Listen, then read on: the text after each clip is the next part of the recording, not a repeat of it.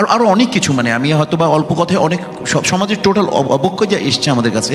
আহমদুল্লাহ ভাইয়া, এমন কি ইসলামে কোনো দিক নির্দেশনা আছে কি যেটা দিয়ে আজকে ইনফরমেশন দিতে পারি? এটা আপনার কাছে আমার জানার খুব ইচ্ছে।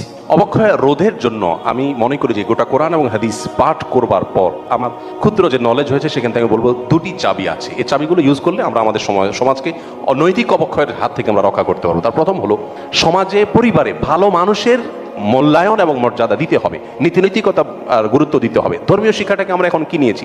এটাকে নিয়েছি ফোর্থ সাবজেক্ট হিসাবে। কোরআনে কি বলেছে সেই অনুযায়ী মানুষ গড়তে হবে, সেই সংস্কৃতি ধারণ করতে হবে। মুসলমানের সংস্কৃতি আছে, সেটা নাই, যার কারণে আমাদের এই নৈতিক অবক্ষয় শুরু হয়েছে। যে সমাজে ভালো মানুষের মূল্যায়ন নাই, যে সমাজে নীতি নৈতিকতার মূল্যায়ন নাই, যে সমাজে শুধু পয়সা মূল্যায়ন, সে সমাজে ভালো জিনিস কখনো আসবে না। অতএব আমাদেরকে ভালো মানুষের মূল্যায়ন দেওয়া শিখতে হবে। দ্বিতীয় হলো, তাকওয়ার চর্চা করতে হবে। এই চেতনাটা যদি আমাদের ভিতরে জাগ্রত হয় যে আল্লাহ দেখছেন, তাহলে আমি কিন্তু দুর্নীতি করবো না, আমি অপরাধ করবো না। অতএব এমনিতেই মানুষ আল্লাহর ভয়ে অপরাধ থেকে বাঁচবে না। আমরা এই দুটি বিষয়ের মাধ্যমে আমরা আমাদের সমাজকে অবক্ষয়ের হাত থেকে বাঁচাতে পারি।